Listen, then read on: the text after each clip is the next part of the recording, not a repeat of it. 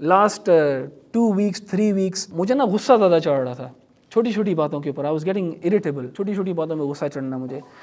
And this is some thing which is in my nature. Every one of us, we have challenges in our nature. کچھ لوگ جو ہیں ان کے nature's کے ساتھ کچھ چیلنجز اللہ تعالیٰ نے دیے ہیں. میرا ایک جو چیلنج ہمیشہ سے رہا ہے I've been someone who's been short tempered growing up as well, and مجھے نا غصہ جلدی چڑھ جاتا تھا, and people around me they know this thing about me. لیکن الحمدللہ جب میں دین کی طرف آیا, it really changed. میرا غصہ جو ہے بالکل ختم ہو گیا. میں کافی زیادہ it humbled me as well, کیونکہ دیکھیں آپ جب اللہ تعالیٰ کے سامنے ہاتھ اٹھاتے ہیں, دعا کرتے ہیں, جب آپ اپنا سر جو ہے اللہ تعالیٰ کے سامنے جھکاتے ہیں, تو انسان جب اللہ تعالیٰ کو یاد رکھتا ہے نا, جس وقت وہ غصہ بھی کر رہا ہوتا ہے نا, وہ چیز اس کو ٹھنڈی کر دیتی ہے کہ یار تم ہو کون یار, who are you to show anger to other people. کون ہو تم؟ اللہ کون ہے؟ جب اللہ آپ کے ذہن میں ہوتا ہے, جب اللہ تعالیٰ کو آپ یاد رکھتے ہو تو آپ غصہ بھی نہیں کرتے, یا ایٹ لیسٹ جب آپ کو غصہ چڑھتا ہے تو آپ you can calm yourself down, or at least give perspective to your anger and control it. لیکن I felt, and مجھے پتا کہ when I became more practicing and more connected with Allah, my mother used to say this about me a lot کہ احمد تمہارے ساتھ تو بہت اچھا ہو گیا الحمدللہ, کہ تمہیں اللہ تعالیٰ نے نا بالکل جو ہے نا وہ ریلیکس کر دیا ہے. اور کیونکہ میں گھر پہ بھی غصہ وغیرہ کیا کرتا تھا کافی, لیکن الحمدللہ the religion did change me a lot, کہ it really humbled me. لیکن for the past 2-3 weeks I was feeling a bit on the edge, اور میری وہی چیز نا ذرا غصہ واپس آ رہا تھا ایکسیٹرا, maybe overworked تھا, ٹائم کم ہے, so all of these things were bothering me. So I didn't feel like coming here اور میں آ کے درس دوں یہاں پہ, کیونکہ I need to get my act fixed first نا. تو اس لیے میں پچھلے 10 دن میں اپنے آپ کو زیادہ استغفار اور نوافل اور ایکسٹرا عبادت کے اندر کوشش کی ہے میں نے, and I feel a bit better right now. لیکن again it's an ongoing struggle for all of us.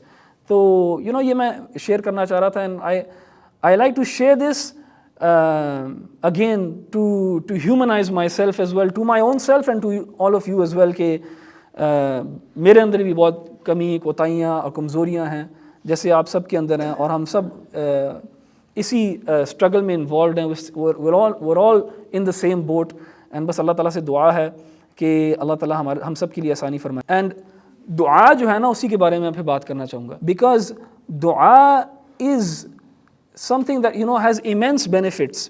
And دعا جو ہے نا وہ مینیفیسٹیشن ہے آپ کا اور میرا relation ship with Allah.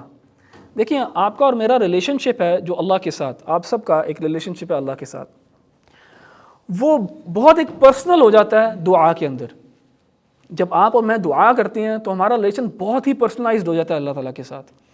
Even تو نماز میں بھی ہونا چاہیے, لیکن نماز کا ایک فارم ایسا ہے, نماز کے الفاظ ایسے ہو جاتے ہیں کہ وہ ہمارے اپنے نہیں ہیں. ایون تو ان کو ہمیں اپنا بنانا چاہیے اور ان کو فیل اسی طرح کرنا چاہیے, لیکن لینگویج کی وجہ سے اور وہ روٹین کی وجہ سے, اور کیونکہ ہمیں چوائس آف ورڈز ہمارے اپنے نہیں ہیں, تو شاید وہ پرسنل جو کنیکشن ہے اللہ تعالیٰ کے ساتھ وہ شاید ہم اس طرح فیل نہیں کرتے. لیکن دعا ایک اپرچونٹی ہے آپ کے پاس اور میرے پاس, جہاں پہ ہم پرسنلی جو ہے اللہ تعالیٰ کے ساتھ جڑ سکتے ہیں, اللہ تعالیٰ کے سامنے اپنی حاجت پیش کر سکتے ہیں, اللہ تعالیٰ سے مانگ سکتے ہیں, اللہ تعالیٰ کے سامنے بچ سکتے ہیں. اینڈ وہی چیز ہے جو میں بھی فیل کر رہا تھا کہ میری لائف میں کم ہو رہی ہے, کہ دعا جو ہے اللہ تعالیٰ سے میں باتیں کم کر رہا ہوں, اس لیے میرے اندر پرابلم زیادہ ہو رہی ہیں, کیونکہ because I am not speaking to Allah as much as I should. And دیکھیں نماز ہمارے لیے نا فرض ہے, اور نماز چھوڑنا جو ہے وہ کبائر میں سے ہے, اٹس اے میجر سن. الحمدللہ ہم لوگ نماز نہیں چھوڑتے, لیکن ہم کیا چھوڑ دیتے ہیں؟ دعا کرنا چھوڑ دیتے ہیں. نماز پڑھی, سلام پھیرا اور بس اٹھ گئے اور نکل گئے. And that shouldn't be the case. دعا جو ہے وہ بہت امپورٹنٹ ہے, بلکہ رسول اللہ صلی اللہ علیہ وسلم نے کہا الدعاء هو العبادہ, کہ دعا ہی تو عبادت ہے. یا ایک اور روایت میں الدعاء مخ العبادہ, دا کور آف عبادہ از دعا. دعا نہیں مانگی تو عبادت ہی نہیں ہے. اور ایون آپ نماز میں دیکھیں گے تو وہاں پہ دعا ہی ہے. اور دعا کی 2 قسمیں کی ہے علماء نے. ایک دعا ہے اللہ تعالیٰ کی تعریف کرنا بھی دعا ہے, ہم دعا میں اللہ تعالیٰ کی تعریف بھی کرتے ہیں, we praise Allah as well. لیکن اس میں دعا و طلب بھی ہے, یعنی وی سیک سم تھنگ فرام اللہ سبحانہ وتعالیٰ ایز ویل. تو وہ دونوں چیزیں جو ہیں وہ ہونی چاہیے ساتھ ساتھ. اینڈ میں نے بھی نا اس چیز کو پھر کوشش کی کہ میں دوبارہ اپنی زندگی کے اندر لے کے آؤں دعا کو اور اللہ تعالیٰ کے ذکر کو. اگین دعا کے اندر اللہ تعالیٰ کی تعریف بھی شامل ہے. تو اگر آپ سبحان اللہ, الحمدللہ, اللہ اکبر کا ذکر بھی کر رہے ہیں تو وہ بھی دعا کی ایک قسم ہی ہے. اور فار ایگزامپل اگر آپ کہتے ہیں استغفر اللہ, سو یہ دعا طلب ہے, یعنی you are seeking something from Allah. What are you seeking? استغفار, ریپینٹنس, کہ اللہ تعالیٰ میرے گناہ معاف کر دے. سو یہ ریلیشن شپ جو ہے نا, میں نے زیادہ اس کے اوپر اب محنت کرنے کی کوشش کی ہے. And you know I really I have always felt results of this in my life, in my personal life. And آپ کو بھی میں آپ سب کو ریکویسٹ مطلب سجیسٹ کروں گا, ایڈوائز کروں گا کہ اس ریلیشن شپ پہ نا کام کریں, دعا کے اوپر, اللہ تعالیٰ کے ذکر کے اوپر. یہ مومن کا ہتھیار ہے, مومن کا ویپن ہے. You know whenever needs to fight through life, اگر آپ کو پتا ہو اللہ از آن یور سائڈ, آپ کو اور کیا چاہیے, کیا چاہیے آپ کو. اور جتنے بھی ہمارے جو اسٹیٹس آف ایمان ہیں اس میں دعا کا بہت گہرا تعلق ہے. تقویٰ جو ہے اس کا دعا کے ساتھ تعلق ہے. آپ کا تقویٰ اگر ہائی ہوگا آپ دعا زیادہ کریں گے. توکل جو ہے اس کا بھی دعا سے تعلق ہے. دعا کریں گے پھر اللہ تعالیٰ کے اوپر توکل کریں گے. صبر بھی ایک سٹیٹ ہے, صبر کے اندر بھی دعا. تو ہر اس سٹیٹ کے اندر دعا کرنا ضروری. اور ظاہر ہے اللہ تعالیٰ کے علاوہ کسی سے دعا کرنی نہیں چاہیے, کسی سے بھی. ایاک نعبد و ایاک نستعین, تیری ہی عبادت کرتے ہیں اور تجھ ہی سے مانگتے ہیں. تو دعا جو ہے نا ایبسولوٹلی امپورٹنٹ ہے. اور اللہ تعالیٰ نے قرآن میں جگہ جگہ جو ہے اس کی امپورٹنس بیان کی ہے. وقال ربکم ادعونی استجب لکم, اللہ تعالیٰ نے کہا کہ اپنے رب کو پکارو, وہ تمہیں جواب دے گا. He is going to respond to you. یعنی Allah is commanding us to call upon Allah and he is saying that I will respond to you.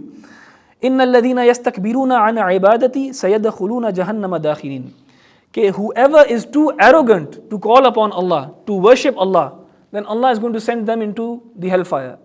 یعنی اللہ چاہتا ہے کہ آپ اور میں اس سے پکاریں, بار بار بلائیں, اس سے مانگیں. انسانوں کا معاملہ کیا ہوتا ہے, انسان چاہتا ہے کہ آپ میرے سے کوئی مانگے نا. اگر آپ میرے پاس بھی آئیں گے نا, میرے سے مانگیں گے, میرے سے ہیلپ مانگیں گے, انشاءاللہ میں پہلی دفعہ, دوسری دفعہ, تیسری دفعہ کر دوں گا آپ کو ہیلپ. چوتھی دفعہ میں بھی کوشش کروں گا کہ یار آپ نہ آئیں, یا میں کہیں بھاگ جاؤں, یا میں آپ کو بہانہ بنا دوں. لیکن Allah is the opposite. I might get angry, آپ میں سے بار بار پوچھیں گے, مجھے آپ غصہ چڑھ جائے گا. لیکن اللہ سے اگر آپ نہیں مانگیں گے, نہیں پوچھیں گے, تو اللہ کو اس پہ غصہ چڑھے گا. اللہ بلکہ خوش ہوگا جب آپ اس سے مانگیں گے. کیونکہ جب آپ اللہ تعالیٰ سے مانگتے ہیں, what you are saying basically is کہ یا رب مجھے پتا ہے کہ تو یہ مجھے دے سکتا ہے چیز. You are affirming your ایمان in Allah's power and might. بجائے انسان اگر لوگوں کے سامنے ہاتھ پھیلاتا ہے تو وہ پھر اللہ تعالیٰ کو بھی برا اس لیے لگتا ہے وہ انسان, کیونکہ وہ لوگوں کو وہ پاور, مائٹ اینڈ رسپیکٹ دے رہا ہوتا ہے جو اس کو دینے کی ضرورت نہیں ہے. اور اللہ تعالیٰ سے دعا کرنی چاہیے ہمیشہ ہمیں کہ ہمارے ہاتھ جو ہے نا اللہ تعالیٰ کے سامنے ہی پھیلیں, لوگوں کے سامنے نہیں. کبھی اللہ تعالیٰ لوگوں کے سامنے آپ کو اور مجھے ذلیل نہ کرے, اپنے سامنے کر لے ذلیل. اس کے سامنے تو ہم سر بھی جو ہے اپنا جھکا لیتے ہیں, زمین پہ لگا لیتے ہیں اور فخر محسوس کرتے ہیں اس کو لگانے میں, لیکن لوگوں کے سامنے نہیں. اس کے سامنے ہم گڑ گڑا لیتے ہیں, مانگ لیتے ہیں, رو لیتے ہیں. لیکن اللہ تعالیٰ یہ نہ کبھی کرے آپ کے ساتھ اور میرے ساتھ کہ ہم اس حالت میں ہوں کہ لوگوں کے سامنے ہمیں یہ کرنا پڑے. اور اگر انسان جو ہے اللہ تعالیٰ کے سامنے اس طرح کا ایک ریلیشن شپ قائم کرے گا تو یقیناً اللہ تعالیٰ اس کو بچا کے رکھے گا کہ وہ لوگوں کے سامنے ایسے اللہ تعالیٰ اس کو ذلیل نہیں کرے گا. تو کچھ نا اسباب ہیں, کچھ رسول اللہ صلی اللہ علیہ وسلم نے, ہمارے دین نے ریکمنڈیشنز دی ہیں ہمیں دعا کے معاملے میں کہ دعا کس طرح کرنی چاہیے انسان کو, اور کیا ایٹیکیٹس ہیں دعا کے. میں سب تو نہیں شیئر کر سکتا, لیکن کچھ آپ کے ساتھ جو ہے نا بریفلی پوائنٹ شیئر کروں گا انشاءاللہ. ایک یہ کہ دعا کے اندر ایک انسسٹنس ہونی چاہیے, یعنی بار بار مانگنا. جیسے فار ایگزامپل ایک بچہ ہوتا ہے نا, آپ اپنے بچے کو لے کے جائیں گے نا کسی دکان میں, وہ آپ سے کوئی کھلونا اس کو پسند آ گیا, وہ مانگے گا, وہ بار بار مانگے گا, آپ کہیں گے نہیں, وہ لپٹ کے رو کے مانگتا جائے گا آپ سے. اس طرح اللہ تعالیٰ سے مانگنا چاہیے. شو یور ڈیسپریشن ٹو اللہ. اگر واقعی میں آپ کو یہ چیز چاہیے تو اس طرح ڈیسپریٹ ہوں جیسے ہم چھوٹے ہوتے ہیں, امی ابو کے ساتھ ہوتے تھے, اور وہ بھی تانگ آ کے دے ہی دیتے تھے. پھر تو اللہ تعالیٰ تو خوش ہوتا ہے اس چیز سے. تو انسسٹنس. رسول اللہ صلی اللہ علیہ وسلم بدر کے موقع سے پہلے آپ صلی اللہ علیہ وسلم نے دعا کی اللہ تعالیٰ سے, اتنی دعا کی فار وکٹری کہ ابو بکر صدیق نے رسول اللہ صلی اللہ علیہ وسلم کو کہا بس یا رسول اللہ, بس اب اللہ تعالیٰ آپ کی سن لی اللہ تعالیٰ نے آپ کی, اللہ تعالیٰ یقیناً ہماری مدد کرے گا. یعنی وہ انسسٹنس جو ہے رسول اللہ صلی اللہ علیہ وسلم نے بھی اسی انسسٹنس کو اختیار کیا. Why? Because it was important for him. رسول اللہ صلی اللہ علیہ وسلم showed that victory was very important for him. تو انہوں نے انسسٹنس شو کی اپنی دعا کے اندر. اسی طرح رسول اللہ صلی اللہ علیہ وسلم نے کہا کہ ادعوا اللہ وانتم موقنون بالاجابہ, اللہ تعالیٰ سے دعا کرو وانتم موقنون بالاجابہ, یعنی whilst you are certain that he is going to answer you, whilst you are certain that he is going to respond to you. دعا کرنا اور یہ سوچنا یا پتہ نہیں اللہ تعالیٰ نے سنی ہے کہ نہیں, پتہ نہیں میری دعا قبول ہوئی ہے کہ نہیں, یہ جو تذبذب ہے یہ اللہ تعالیٰ کو نہیں پسند بالکل بھی. یقین رکھیں کہ اللہ تعالیٰ نے سن لی اور اللہ تعالیٰ جواب دے گا آپ کو. یقین رکھیں کہ اللہ تعالیٰ کہ ہاں آپ کی دعا پہنچ گئی ہے, وہ رجسٹر ہو گئی ہے, اس کے اوپر ایکشن بھی ہو گیا. اور اب ایکشن ہونے سے کیا مراد ہے؟ رسول اللہ صلی اللہ علیہ وسلم نے بھی بتایا کہ جب بھی انسان دعا مانگتا ہے اللہ تعالیٰ سے, one of three things happen, ان تین میں سے ایک چیز ضرور ہوتی ہے. کیا چیزیں ہوتی ہیں تین میں سے ایک؟ یا آپ کی دعا جو ہے وہ قبول کر لی جاتی ہے اللہ تعالیٰ کے ہاں اور وہ مینیفیسٹ کر دی جاتی ہے زندگی میں آپ کے, جو چیز آپ نے مانگی وہ آپ کو آپ کی زندگی میں ہی اللہ تعالیٰ نے دے دی. دوسری جو مینیفیسٹیشن ہے اس دعا کی, قبولیت کی, وہ یہ ہے کہ اللہ تعالیٰ نے دعا قبول کی, جو آپ مانگ رہے تھے وہ چیز تو نہیں آپ کو دی, لیکن something was destined for you which was harmful to you. کوئی مصیبت تھی, کوئی پرابلم تھی جو آپ تک آنی تھی, اللہ تعالیٰ نے وہ ٹال دی. کیوں؟ آپ نے دعا کی, اللہ تعالیٰ نے وہ آپ کی دعا دنیا میں پوری نہیں کی جو آپ چاہ رہے تھے, لیکن کوئی مصیبت آپ سے ٹال دی. And the third situation is کہ نہ آپ کی دعا اس دنیا میں پوری ہوتی ہے آپ کی زندگی میں, اور نہ ہی اللہ تعالیٰ اس کے عوض کوئی مصیبت کو ٹالتا ہے, لیکن آپ کے لیے اور میرے لیے کچھ بہتر رکھ لیتا ہے آخرت میں. اینڈ رسول اللہ صلی اللہ علیہ وسلم نے ہمیں بتایا کہ ایک انسان کو جب اللہ تعالیٰ نوازے گا, اس کو جب انعامات دے گا, تو وہ بندہ پوچھے گا کہ یا رب میں نے اس کے عوض اس کے لیے تو میں نے کوئی نیکی نہیں کی تھی. تو اللہ سبحانہ و تعالیٰ اس کو بتائیں گے کہ تم نے اس موقع پہ دعا کی تھی, میں نے تمہاری دعا قبول نہیں کی, میں نے اس دعا کے عوض جو ہے تمہارے لیے آج اس دن یہ انعامات رکھے ہیں. And that is when this person would wish کہ میری کوئی بھی دعا دنیا میں پوری نہ ہوئی ہوتی, سب مجھے جو ہے نا یہیں پہ حساب مل جاتا تو بہتر ہوتا. دیکھیں یہ بات جو ہے اس کو سوچیں, اور اس میں اگر ہم یقین رکھیں اور پھر ہم دعا نہ کریں تو پھر کتنا خسارہ ہے, کتنا بڑا خسارہ ہے. بیکاز اللہ ہمیں بتا رہا ہے کہ ون ون سچویشن ہے. دعا کرو, بس عادت بنانے دعا کرنا, اللہ تعالیٰ سے مانگنا, چلتے پھرتے اٹھتے بیٹھتے. ضروری نہیں ہے کہ انسان مسلے پہ ہی اور نماز کے بعد ہی دعا مانگنی ہے, ویسے مانگ لیں, ہاتھ اٹھا کے مانگ لیں, ہاتھ اٹھائے بغیر مانگ لیں, دل میں مانگ لیں, اونچا بول کے مانگ لیں, لیکن مانگے ضرور. اللہ تعالیٰ کے یہاں اس کو رجسٹر کروا لیں اس دعا کو. اور یعنی جیسے میں نے کہا نا ون ون سچویشن ہے, ہمیشہ اللہ سبحانہ و تعالیٰ جو ہے وہ انسان کی دعا جو ہے وہ پوری کرتا ہے. اچھا, اگر ہمیں یہ بھی ریالٹی اور فیکٹ پتہ لگ گیا ہے تو پھر انسان کو جلد باز بھی نہیں ہونا چاہیے دعا کے معاملے میں کہ یار میں نے تو اتنی دفعہ مانگا, یار اللہ تعالیٰ نے دعا پوری نہیں کی. ابراہیم علیہ السلام نے دعا مانگی, وہ رسول اللہ صلی اللہ علیہ وسلم میں پوری ہو گئی.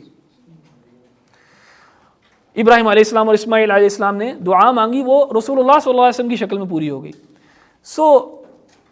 ایک تو ابراہیم علیہ السلام سے ہمیں یہ بھی پتہ لگتا ہے کہ اپنی اولاد کے لیے, اور اولاد سے مراد اپنی امیڈیٹ اولاد نہ سوچیں, آپ سے آگے جو نسلیں چلیں گی ان کے بارے میں سوچیں. سورہ بقرہ میں ہی ہمیں پتہ لگتا ہے کہ ابراہیم علیہ السلام جو ہے وہ آگے کا سوچ رہے ہیں, 7, 8, 9, 10 نسلیں آگے کا سوچ رہے ہیں. اینڈ دیکھیں پھر اللہ سبحانہ وتعالیٰ نے ابراہیم علیہ السلام کو کیسے نوازا ہے کہ he is considered the father of the major 3 religions that are existent today. Abrahamic faiths بھی جنہیں کہتے ہیں ہم. تو ابراہیم علیہ السلام کو سبھی پسند کرتے ہیں ان تینوں ریلیجنز کے اندر. تو کتنا بڑا صدقہ جاریہ ہے ابراہیم علیہ السلام کے لیے. اینڈ یقیناً یہ ان کی دعاؤں کا نتیجہ ہے, یقیناً یہ ان کی دعاؤں کا نتیجہ ہے. اس کے بعد رسول اللہ صلی اللہ علیہ وسلم نے ہمیں بتایا اقرب ما یکون العبد من ربہ وہو ساجد فاکثر الدعاء، کہ ایک انسان جو ہے وہ اپنے رب کے سب سے قریب تر کب ہوتا ہے؟ جب وہ سجدے کی حالت میں ہوتا ہے. تو رسول اللہ صلی اللہ علیہ وسلم نے کہا کہ کثرت سے دعا کیا کرو. تو جو مسنون دعائیں ہیں وہ یاد کر لیں ہم، اور سجدے کی حالت میں وہ پڑھا کریں، اللہ تعالیٰ سے مانگا کریں. اور انشاءاللہ نوافل کے اندر انسان جو ہے سجدے میں اردو میں بھی مانگ سکتا ہے، نوافل کے اندر انشاءاللہ. تو اس چیز کو بھی ہمیں ریوائیو کرنا چاہیے کہ سجدے میں اللہ تعالیٰ سے مانگنا، دعا کرنا، اور ہیوملٹی کے ساتھ. دیکھیں اللہ تعالیٰ کو نا انسان کا فقر جو ہے، انسان کی جو نیڈ ہے، جو ہیوملٹی ہے، وہ اللہ تعالیٰ کو پسند ہے. تو انسان جب ہاتھ اٹھا کے رو کے گڑ گڑا کے انسسٹنس کے ساتھ دعا مانگتا ہے، اللہ سبحانہ و تعالیٰ اس چیز کو پسند کرتا ہے.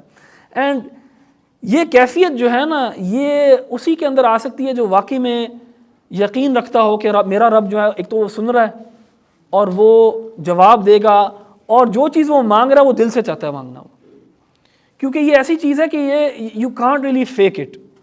سو اس کی بھی کوشش کرنی چاہیے انسان کو کہ سنسیئر ہو اپنے ساتھ، اور گڑ گڑا کے اللہ تعالیٰ سے دعا مانگے.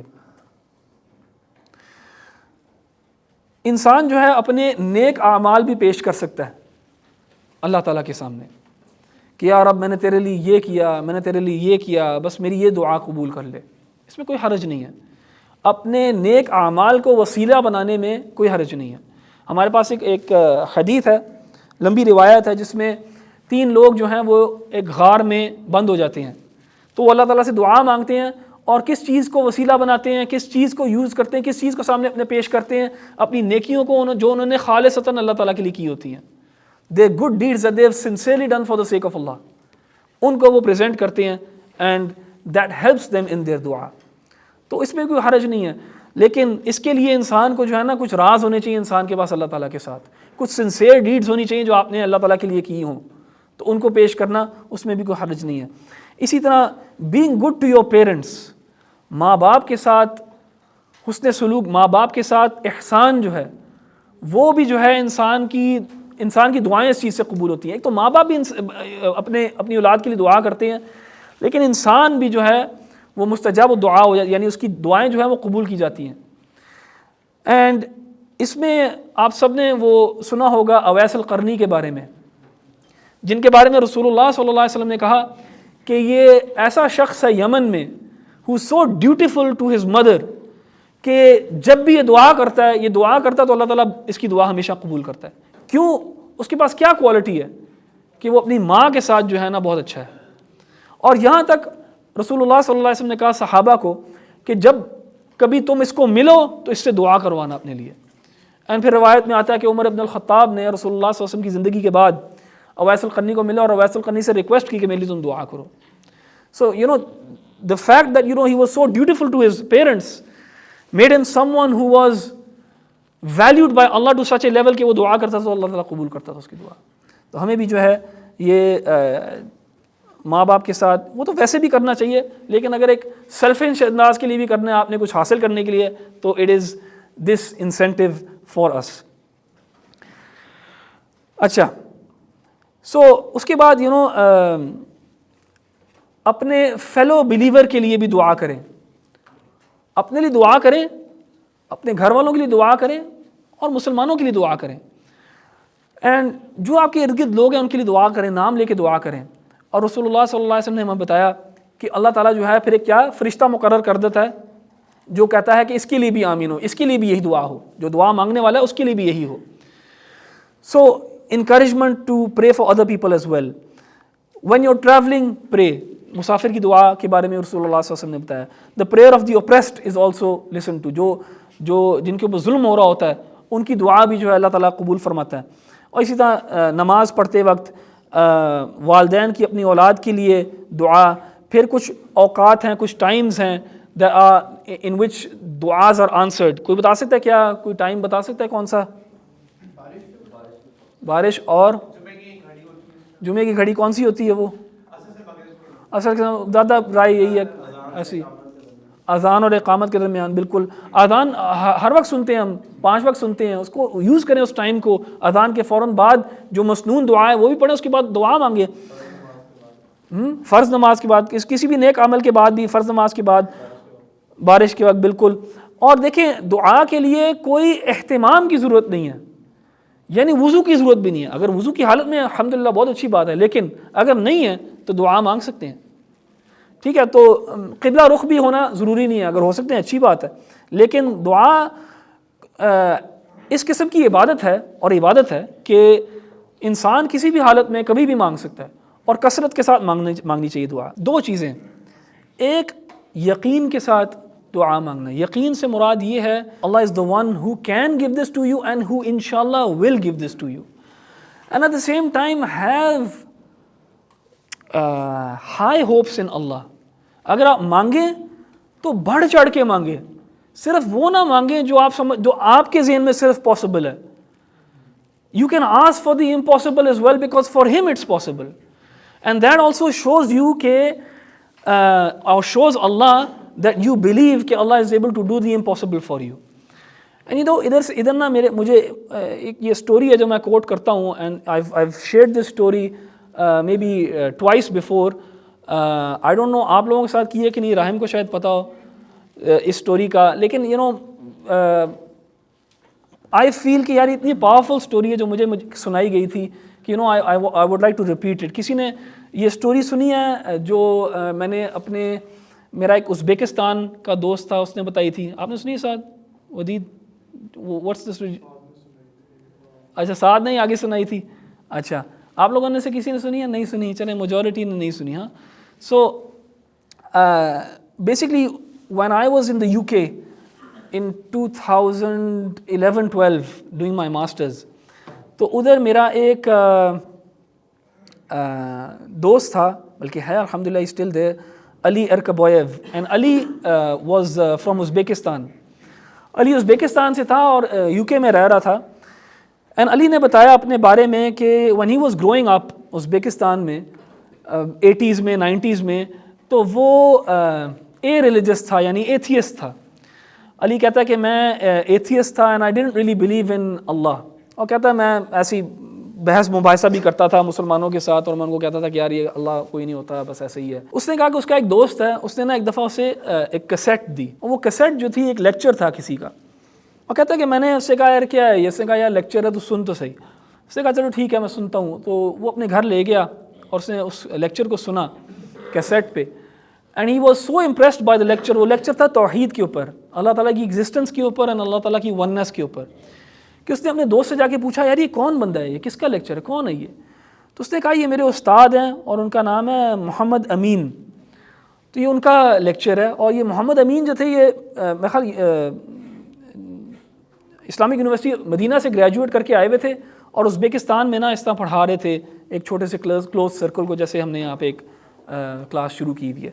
تو اس کی ریکارڈنگ تھی جو اس کے دوست نے علی کو دی تھی. تو علی نے کہا میں نے اس سے پوچھا یہ کون ہے, اس نے کہا محمد امین. نے کہتا یار مجھے ان کی اور ریکارڈنگس دو. تو اس نے مجھے اور ریکارڈنگس دی, تو میں نے سنی, تو میں کافی امپریس ہوا, میں کافی نا دیندار ہونا شروع ہو گیا. اور پھر میں نے کہا مجھے بتاؤ یہ کدھر پڑھاتے ہیں؟ تو اس کے دوست نے بتایا کہ یار وہ پڑھاتے ہیں اس جگہ پہ, لیکن وہ ذرا چھپ کے پڑھاتے ہیں, ذرا انڈر گراؤنڈ پڑھاتے ہیں, کیونکہ ازبیکستان میں خاص طور پہ تب اسٹیٹ جو ہے وہ اسٹیٹ کنٹرول تھا ہر چیز, اور وہ کسی قسم کی جو ہے نا یہ جو درس و تدریس وغیرہ اس کے وہ بڑا سخت چیک رکھتے تھے, اور گورنمنٹ کے ادارے ہی ہیں جو اس طرح کا درس وغیرہ دے سکتے تھے, کسی کو باہر سے اجازت نہیں ہوتی تھی. تو علی کہتا ہے کہ میں یار ان کے نا لیکچر میں نے جانا شروع کر دیا, اور مجھے بڑا فائدہ ہوتا تھا, اور وہاں پہ بھائی تھے کچھ, ان سے بھی دوستی ہو گئی, اور میں کافی دیندار ہو گیا, نماز پڑھنے لگ گیا. کہتا ہے میری استاد جو ہے نا جب بھی درس دیتے تھے, درس کے بعد نا دعا کرتے تھے, اور ہم سب دعا کرتے تھے. تو کہتے ہیں وہ خاص ایک دعا کرتے تھے, وہ اللہ تعالیٰ سے دعا کرتے تھے کہ یار اب مجھے نا ایک شہید کی موت دے, مجھے شہادت دے, اور میں چاہتا ہوں کہ تو مجھے بقی میں دفن کر, بقی میں نا مدینہ میں. So this is a دعا that Muhammad Amin his teacher used to make a lot. کہتا ہے جب بھی کلاس ہونی نا انہوں نے یہ دعا ضرور کرنی. تو کہتا ہے کبھی کبھار میں سنتا تھا تو میں ہلکا سا اسمائل سا کرتا تھا کہ یار یہاں پہ ہم چھپ کے درس دے رہے ہیں, اتنا مشکل ہے, کھل کے تو بات بھی نہیں کر سکتے, تو پتہ نہیں شہید کی موت اور بقیع میں دفن. اور یہ دعا جو ہے نا یہ عمر ابن الخطاب بھی مانگا کرتے تھے. Umar used to pray that he would wanted to die a shaheed. And Umar جب یہ دعا مانگا کرتے تھے تو وہ خلیفہ تھے, اور خلیفہ جو تھا وہ مدینہ میں کیپٹل میں ہوتا تھا, اور جو جہاد کی سرحدیں ہیں وہ تو آؤٹ اسکرٹس کے اوپر ہیں. تو کسی نے عمر ابن الخطاب سے کہا کہ یا امیر المؤمنین آپ شہید کی دعا مانگتے ہیں کہ آپ کو اللہ تعالیٰ شہادت دے, لیکن آپ ہیں مدینہ میں, آپ تو مطلب جہاد کی جو ہے فرنٹیئر ہے اس پہ تو ہے ہی نہیں. تو عمر ابن الخطاب نے کہا کہ میرا رب جو ہے اس چیز پہ قادر ہے کہ مجھے ادھر بھی شہادت کی موت دے دے. And again asking for having high hopes in Allah and asking what you might not even think is probable or possible, لیکن وہ پھر بھی مانگنا. تو علی کہتا کہ میرے استاد جو ہے نا انہوں نے یہ دعا مانگنی ہمیشہ. تو کہتا میں نے بھی نماز پڑھنا شروع کر دی, اور اس زمانے میں نا ازبیکستان میں انڈر 40 ایئر اولڈز جو ہیں ان کو الاؤڈ نہیں تھا فار ایگزامپل جمعہ اٹینڈ کرنا یا مسجد جو ہے نا اٹینڈ کرنا, انڈر 40 ایئر اولڈز کو. تاجکستان میں بھی اس طرح تھا ایک زمانے میں, ازبیکستان میں بھی تھا. یہ بیسکلی ازبیکستان تاجکستان جو ہے نا یہ فارمر سوویت یونین اسٹیٹس ہیں, یہ USSR کا حصہ تھی. سو یہ جب افغان وار میں USSR جب کرمبل کیا ہے تب یہ اسٹیٹس جو ہیں یہ انڈیپینڈنٹ ہوئی ہیں, اور جیسے ہی انڈیپینڈنٹ ہوئی ہیں یہاں پہ بہت سخت ڈکٹیٹوریل ریجیمز تھیں. سو اس کا ازبیکستان کا جو تھا پریزیڈنٹ اسلام کریموف تھا ربن اس کا نام, وہ ہی سنس پاسڈ اوے, لیکن اس کا بہت اسٹرانگ ایک ہولڈ تھا, اور بہت زیادہ انہوں نے سخت کریک ڈاؤن کیا ہوا تھا پولیٹیکل ڈسینٹ کے اوپر اور ریلیجس ڈسینٹ کے اوپر. کوئی بھی پولیٹیکل اوپینین جو اسٹیٹ کے خلاف جاتا تھا اس کے اوپر بہت سخت کریک ڈاؤن تھا, اور اسی طرح کسی بھی ریلیجس سینٹیمنٹ کے جو اسٹیٹ اسپانسرڈ نہیں تھا اس کے بھی سخت خلاف تھا یہ, کیونکہ کمیونزم بھی اسی طرح تھا. کمیونسٹ جب تھے وہ بھی انہوں نے بڑا سخت ہاتھ رکھا ہوا تھا ریلیجن اور ریلیجس ایکسپریشن کے اوپر. تو علی کہتا کہ یار میں نے جا کے نماز پڑھنا شروع کر دی, تو انہوں نے ایک دو دفعہ مجھے پکڑا اور انہوں نے مجھے نا وارننگ دی کہ یہ کام دوبارہ نہ ہو اس طرح. تو کہتا ہے یار میں نے ان کی وارننگ کو زیادہ مانا نہیں, میں نے جا کے جمعہ پھر پڑھا کچھ عرصے بعد, تو انہوں نے اس کو جیل کر دیا اور 4 سے 10 سال کی جو ہے نا سزا سنائی. اب مجھے ایگزیکٹلی یاد نہیں ہے کیونکہ دس is a long time ago جب اس نے مجھے بتایا تھا, لیکن اراؤنڈ 4 to 10 years نا he was imprisoned and he was sent to jail just because he decided to pray. اور کہتا ہے کہ جب مجھے انہوں نے جیل ڈالا تو اس ٹائم کے دوران جو گورنمنٹ ہے انہوں نے کریک ڈاؤن کیا اور لوگوں کے اوپر بھی, اور جہاں جہاں بھی کوئی انڈر گراؤنڈ کلاسز ہو رہی تھی جو بھی ہو رہا تھا ان کو بھی انہوں نے جا کے پکڑا اور جیل کر دیا. اس میں اس کی جو استاد ہیں محمد امین جو ہیں ان کو بھی جیل ہو گئی تھی. تو علی کے ساتھ کیا ہوا کہ علی کہتا ہے کہ میرے ابو نے اور چچا نے مل کے نا کچھ زمین بیچی اس سے, کیونکہ he was not from a well off family, کچھ ان کے پاس زمین تھی, انہوں نے وہ بیچی, جو پیسے اکٹھے ہوئے انہوں نے جا کے پولیس کو اور کچھ آفیشلس کو جا کے رشوت دی, برائب کیا ان کو کہ یار اس کو ہمارے بیٹے کو نکال دو جیل سے. تو اس کو وہاں سے نکالا. جیسے ہی یہ نکلا باہر ہی وینٹ ٹو دا UK, وہاں پہ ہی ساٹ اسائلم اس نے لیا, اور پھر اس کو پہنچے وہاں UK گئے ہوئے 10-15 سال ہو گئے تھے, تو اس کی نیشنلٹی بھی اس کو مل گئی تھی. He got married as well to an Uzbek woman, جو اس کی بیوی تھی وہ بھی وہاں سے اسائلم لے کے آئی ہوئی تھی انگلینڈ. اس نے حجاب پہننا شروع کیا تھا تو انہوں نے اس کو تنگ کرنا شروع کیا, اس کو بھی جیل سے ڈرایا وغیرہ, تو وہ چھوڑ کے ازبیکستان چھوڑ کے آ گئی UK, وہاں پہ اسائلم لیا اس نے. تو اس کی اس سے علی سے شادی ہوگی, اینڈ ان کے when I met him he had 4 children, 4 daughters. اب I don't know اس کے بعد میں last I spoke to him was a couple of years ago. تو وہ علی تو چلا گیا ادھر UK, اور علی کہتا ہے کہ یار میں نے اپنے استاد کے بارے میں نا سوچنا ہی چھوڑ دیا, کہ میں سوچتا ہی نہیں تھا ان کے بارے میں, کیونکہ مجھے پتا تھا کہ وہاں پہ کیا کرتے ہیں ایسے لوگوں کے ساتھ, اور جیل کے کیا حالات ہوتے ہیں, کس طرح ٹارچر کیا جاتا ہے, کس طرح جو ہے ان کو نا ان کی یہ کونیوں کو توڑا جاتا ہے, ان کی نی کیپس کو توڑا جاتا ہے, پھر وپنگ مارا جاتا ہے. اس علی مجھے بتا رہا تھا کہ ایک اگر قیدی کو پرزنر کو TB جیسی کوئی بیماری اگر ہو جائے جو کنٹیجس ہو, ایئر بون ہو, TB ہو جائے, تو وہ باقیوں کے ساتھ رکھ دیتے, سب کو TB ہو جاتی تھی. تو وہاں پہ لوگ مرا بھی جاتے تھے, ٹارچر بھی کیا جاتا تھا, بہت یعنی برے حالات تھے ازبیکستان کے. اور ایک کتاب ہے, آئی ووڈ سجیسٹ اگر کسی کو انٹرسٹ ہے, وہ میں نے اپنے ایک کزن کو دی تھی, اس نے پتہ نہیں کبھی ختم بھی کی کتاب وہ کہ نہیں, ہیں ختم کی تھی کہ نہیں, ہاف. کب میں نے کون سے سال میں دی تھی؟ 2016. آدھی پڑھ لی ہے. کتنے سال؟ 4 5 6 7, تو 2030 تک انشاءاللہ 2030 تک ہمیں امید ہے کہ وہ ختم ہو جائے گی. سو کتاب کا نام ہے مرڈر ان سمرقند. سمرقند جو ہے وہ ازبیکستان میں ایک شہر ہے, murder in Samarkand. And it's written by the British ambassador to Uzbekistan during یہ 9/11 والے جو ایئرز ہیں 2001 سے لے کے 2000 میں بھی 10/11 تک. سو اس بندے نے یہ کتاب لکھی ہے, کریگ مرے ہے میرا خیال, وہ آتھر کا نام, آئی مائٹ بی فارگیٹنگ. وہ کتاب میں نے ایک دفعہ پڑھی, میں نے کسی کو دی, واپس مجھے نہیں ملی ابھی تک, لیکن میں انتظار کر رہا ہوں وہ ختم کر لے گا تو مجھے واپس مل جائے گی. اوکے, سو اس نے وہ کتاب لکھی ہے, اینڈ اس میں اس نے بتایا ہے کہ اس ٹائم پیریڈ میں کیا ہو رہا تھا پریزنس کے اندر, ازبیکستان کے اندر. اینڈ مجھے یاد ہے جب میں پڑھ رہا تھا نا کتاب, میں سوچ رہا تھا یار ہم سوچتے ہیں فرعون جو ہے نا is a thing of the past, فرعون جیسے لوگ جو ہے نا وہ تاریخ میں ہوتے تھے, تو یہ ماڈرن ڈے فرعون ہے یہ, کہ جس قسم کا ظلم انہوں نے لوگوں کے اوپر کیا, جس قسم کے میسیکرز وہاں پہ ہوئے. And this was all something that was known to the international community as well. لیکن کیونکہ ازبیکستان نے امریکہ کو ایک اپنا بڑا امپورٹنٹ ایئر بیس دیا ہوا تھا, تو the West would turn the other cheek to the atrocities that Uzbekistan was committing, جو ہیومن رائٹس ابیوز وغیرہ کر رہے تھے. بلکہ CIA کی اپنی ایک بلیک سائٹ تھی ازبیکستان میں, جہاں سے وہ افغانستان سے لوگ پکڑتے تھے اور وہاں ازبیکستان جا کے ان کو ٹارچر وغیرہ کرتے تھے. اینڈ افغانستان میں امریکنز کے پاس جو سپلائی روٹ تھی وہ ایک تو پاکستان کے تھرو جاری تھی اور ایک ازبیکستان کے تھرو. پاکستان کے تھرو جو سپلائی روٹ جاری تھی وہ بیسکلی نان ملٹری جو ویپنز ہیں اس کی سپلائی روٹ تھی, لیکن جو ٹینکس اور ملٹری گریڈ ویپن ہے وہ سارا ازبیکستان کے تھرو آ رہا تھا. سو ویسٹ میں بھی انہوں نے اس کو فری ہینڈ دیا ہوا تھا کہ یار کرو جو کرنا ہے, ہم تمہیں کچھ نہیں کہیں گے.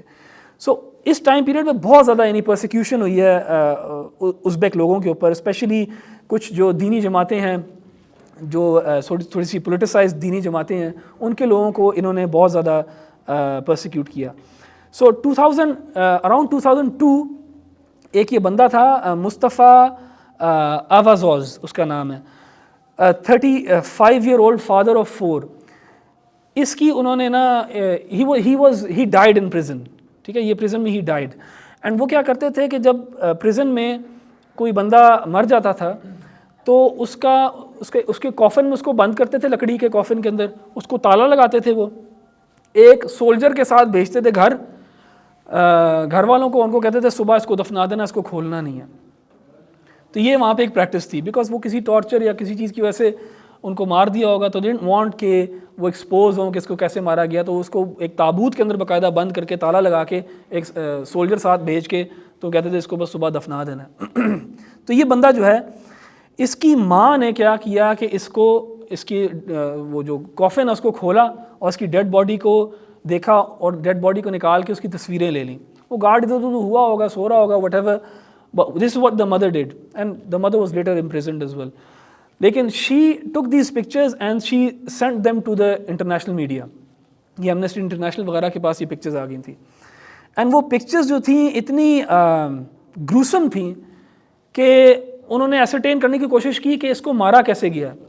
تو انہوں نے یونیورسٹی آف گلاسکو کی پیتھولوجی لیب پہ یہ pictures بھیجیں اور انہوں نے pictures کو اسٹڈی کیا, تو انہوں نے دیکھا کہ اس بندے کے جو لوور ایبڈمن ہے وہ تھوڑا سا انفلیٹڈ تھا, پھولا ہوا تھا, اور یہاں پہ نا ایک لائن مارک تھی. What they concluded in the end was کہ اس بندے کو انہوں نے کسی بوائلنگ لکوڈ میں امرس کیا تھا, and that's how they killed him, boiling water اور آئل اور whatever. And his fingernails had been removed, and اس کے فور ہیڈ کے اوپر بروزز وغیرہ اس طرح کی چیزیں تھیں. سو بیسکلی ٹارچر کر کے مارا اس کو. تو یہ جو کیس ہے یہ کافی زیادہ پاپولرائز ہو گیا تھا, کیونکہ یہ انٹرنیشنل میڈیا کے اندر بھی آیا, تو کافی آواز اٹھی اس کے اوپر کہ یہ کیا ہو رہا ہے, اور انٹرنیشنل کمیونٹی نے بھی تھوڑا سا نوٹس لینا شروع کیا. ہیومن رائٹس جو آرگنائزیشنز ہیں انہوں نے پریشر کرنا شروع کیا ازبیکستان کو, انہوں نے ڈیمانڈ کیا کہ ہمیں اپنے آبزرورز ہمیں بھیجنے دو پریزنس کے اندر جا کے ہم دیکھیں وہاں پہ کیا حالات ہیں کیا نہیں ہے. تو گورنمنٹ کو بیسکلی پریشر آیا. تو گورنمنٹ نے کیا کیا کہ گورنمنٹ نے ڈیسائیڈ کیا کہ ہم نا ایسا کرتے ہیں کہ کچھ ڈاکٹرز کو بھیجتے ہیں جیل کے اندر, اور جو پرزنرز جو ہیں جو مرنے والے ہیں یا ان کی حالت جو ہے بہت بری ہے اور ان کے سروائیول جو ہے اتنا جو پرابیبلٹی آف سروائیول ہے بہت کم ہے, ان کو ریلیز کر دیتے ہیں, باہر نکال دیتے ہیں, تاکہ وہ so that they don't die in prison اور پھر ہمارے اوپر جو ہے نا وہ ایک کڑی نظر ہے تو یہ نہ ہو کہ وہ ہماری واچ کے اوپر مر جائیں. سو ڈاکٹرز اندر گئے, انہوں نے جا کے ایگزامن کیا, جو لوگ بالکل آن دا برنک آف ڈیتھ تھے ان کو چھوڑ دیا. اسی میں اس کے استاد جو ہیں محمد امین وہ بھی چھٹ جاتے ہیں, which means کہ he went through some severe torture, جس وجہ سے ان کی حالت جو تھی بہت بری تھی, and ان کو بھی نکال دیا. تو یہ محمد امین کیا کرتے ہیں, یہ as soon as he gets out of prison he crosses the border into Kyrgyzstan جاتے ہیں. کرغستان اور ازبیکستان کا بارڈر جڑتا ہے, اور یہ ایتھنیسٹیز جو ہیں, کچھ کرغز جو ہیں وہ ازبیکستان میں بھی رہتے ہیں, کچھ ازبیک جو ہیں وہ کرغستان میں بھی رہتے ہیں. یہ جب USSR ٹوٹا تھا تو انہوں نے بس آربیٹری لائنز ڈرا کر دی تھی, جیسے ہمارے ہاں بھی ڈیورنٹ لائن کے اندر کچھ پٹھان ادھر رہتے ہیں کچھ پٹھان ادھر رہتے ہیں, اسی طرح ان کے بھی ہاں اسی طرح ہے. تو یہ he cross the border into Kyrgyzstan, وہاں پہ جا کے پاسپورٹ بنایا اور اپنے لیے نا انہوں نے عمرہ کا ٹکٹ کرا لیا, اینڈ عمرہ کرنے جو ہے وہ مکہ پہنچ گئے. تو علی بتاتا ہے کہ اس کے نا کچھ دوست تھے مدینہ میں, انہوں نے ایک دن اس کو فون کیا, دس آفٹر مینی ایئرز, انہوں نے فون کیا علی کو کہ یار تمہیں پتہ ہے ہمارے استاد محمد امین وہ مکہ ہیں اور وہ عمرہ کرنے آئے ہیں. تو علی کہتا میں حیران, یار یہ بندہ مکہ کیسے پہنچ گیا, مطلب کیا اس نے کوئی ڈیل کر لی گورنمنٹ سے, لیکن ہی نیو کہ یار اس قسم کا بندہ نہیں تھا کہ وہ کبھی ڈیل کرے گا, تو یہ کیسے مکہ کیسے پہنچ گئے ہیں. تو اس کے وہ دوستوں نے کہا کہ یار وہ مدینہ بھی آئیں گے تو ہم تمہاری ان سے بات کرائیں گے اور پھر ان سے پوچھیں گے کیا سٹوری ہے پوری ان کی. تو علی کہتا ہے یار میں تو بڑا ہی خوش کہ یار یہ بچ گئے اور اس طرح مکہ میں ہیں. تو کہتے 3-4 دن بعد فون آیا اس کے دوستوں کا, اسکائپ کال ویڈیو, تو اس کے اوپر انہوں نے کہا کہ یار یہ لو استاد سے ملو. کہتا ہے کہ میں نے ان کو دیکھا تو یا کہ میرے آنکھوں میں آنسو آ گئے ان کو دیکھ کے, کہ کہتا ان کی حالت جو ہے نا وہ یعنی ان کی آنکھوں میں دیکھ کے پتہ لگ رہا تھا کہ the man has been through a lot, کہ ان کے ساتھ جو ہے نا بہت زیادہ یعنی کوئی ٹارچر وغیرہ کیا ہے یا کیا. اور کہتا بہت ہی فریل, بہت ہی کمزور, لیکن خوش بہت. اور علی سے بات ہوئی, کہتا ہے کہ میں تو ان کو دیکھ کے بالکل ہی رو پڑا, اور کہتا مجھے ان کی نا دعا یاد آنا شروع ہوگی کہ اللہ تعالیٰ سے کیا دعا مانگا کرتے تھے یہ. اور پھر اس نے بتایا کہ نماز کے دوران ہی نا مسجد نبوی میں ہی پاسڈ ہوئے, دس ٹیچر آف ہز محمد امین, ان کی وفات ہوئی وہاں پہ. اور مجھے اس نے بتایا تھا کس ٹائم, فجر کے ٹائم کس ٹائم, واللہ عالم مجھے بھی یاد نہیں ہے, لیکن ہی ڈائڈ ان مدینہ. اور وہاں پہ سعودیوں کے ہاں یہ ایک رول ہے کہ کوئی اگر عمرے کی ویزے پہ آیا ہوا ہے اور فار ایگزامپل مدینہ میں فوت ہو جاتا ہے تو اس کو بقیع میں وہ دفن کرتے ہیں. تو یہ اللہ تعالیٰ کا بندہ جو ہے نہ صرف انشاءاللہ شہید ہوا, کیونکہ the reason why he died was because of the torture, ٹھیک ہے, تو انہوں نے اس کو قتل کیا بیسکلی. تو نہ صرف اللہ تعالیٰ نے شہید کی موت دی اسے, لیکن جو اس کی سیکنڈ اسٹیپولیشن اور کنڈیشن تھی کہ میں نے البقیع میں دفن ہونا ہے, وہ بھی اللہ تعالیٰ نے پوری کی دعا. تو یہ علی نے جب ہمیں بتائی تھی بات, ہم نے کہا یار تم نا ہمارے یونیورسٹی میں وہ اسلامک سوسائٹی تھی, and we used to take turns to give جمعہ خطبہ, کبھی میں دیتا تھا خطبہ, کبھی کوئی دیتا تھا, کبھی کوئی دیتا تھا. تو ہم نے علی سے کہا تھا کہ یار علی تم نا دعا کی امپورٹنس کے اوپر خطبہ دو اور یہ شیئر کرو خطبے کے اندر بھی یہ بات. تو بڑی پاورفل اسٹوری ہے of some one who lived in our times لیکن was an unsung hero. یہ اللہ تعالیٰ کے بندے ہیں, ہمارے ملک میں بھی ہیں, ہر جگہ ہیں, جن کا ہمیں پتہ نہیں ہوتا, اور اللہ تعالیٰ ان سے کس لیول آف محبت کرتا ہے, اللہ تعالیٰ کے ساتھ کتنا ان کا اسٹرانگ ریلیشن شپ ہے, اللہ تعالیٰ کتنا ان کے لیے آؤٹ آف دا وے جاتا ہے, اللہ کیسے ان کی دعائیں پوری کرتا ہے, ہمیں تو پتہ ہی نہیں ہے. had I not met this friend of mine and had he not met this teacher, ہمیں آج پتہ ہی نہیں ہونا تھا اس بندے کے بارے میں. کسی کتاب میں نہیں آپ اس کے بارے میں پڑھیں گے, لیکن اس طرح کے بہت زیادہ اللہ تعالیٰ کے لوگ ہیں, بہت زیادہ اللہ تعالیٰ کے بندے ہیں. اور مجھے یقین ہے کہ جب یہ استاد جو ہیں رحمۃ اللہ علیہ محمد امین, جب یہ امپریزنڈ ہوں گے, یہ تب بھی یہی دعا کرتے ہوں گے اللہ تعالیٰ سے. یہ صرف یہ دعا نہیں کرتے ہوں گے یا اللہ تعالیٰ مجھے بس فری کر دے, ان سلاخوں کی پرلی سائڈ پہ مجھے لے جا, نہیں, ابھی بھی یار اب میں تیرے سے شہادت کی دعا مانگتا ہوں, اور ابھی بھی میں چاہتا ہوں کہ بقیع میں مجھے دفن کیا جائے. So this is a very powerful example of someone's faith, اور اس کی فیتھ کی وجہ سے اس کی دعا کا اثر. دیکھیں آپ کی جو دعا کے اندر اثر جو ہے نا is directly proportional to your level of ایمان. جتنا ایمان کا لیول ہوگا اتنی دعا کے اندر اثر ہوگا, اور اتنا زیادہ انسان ریلائی کر سکتا ہے اپنی دعا کے اوپر, اور اللہ تعالیٰ کے اوپر ریلائی کر سکتا ہے. یہ اللہ تعالیٰ کے بندے ہوتے ہیں یقیناً لا خوف علیہم ولا هم يحزنون, ان کی یہ اسٹیٹ ہوتی ہے. They have no fear about the future and nothing grieves them about the past. اس لیول آف ایمان کے اوپر ہوتے ہیں وہ. تو ہمیں بھی اسپائر کرنا چاہیے to achieve this level of faith, اور وہ دعا اور ذکر کے تھرو ہی آتا ہے. اینڈ اگین میں بھی اسٹرگل میں آپ لوگوں کے ساتھ ہی ہوں, آپ بھی میرے ساتھ ہیں. سو امید ہے کہ اس سے کچھ فائدہ ہوا ہوگا. تو اللہ تعالیٰ سے دعا ہے کہ اللہ سبحانہ و تعالیٰ ہماری دعا میں بھی ایک اثر پیدا کرے, اور اللہ تعالیٰ ہمیں تقوی میں بڑھائے, اور ہمارا توکل جو ہے اسی کے اوپر ہو, تاکہ ہم پھر اللہ تعالیٰ سے جب دعا کریں تو یقین کے ساتھ کریں, اور وہ پھر ہماری دعاؤں کو بھی قبول فرمائے. سبحانک اللہم و بحمدک اشہد ان لا الہ الا انت استغفرک و اتوب الیک.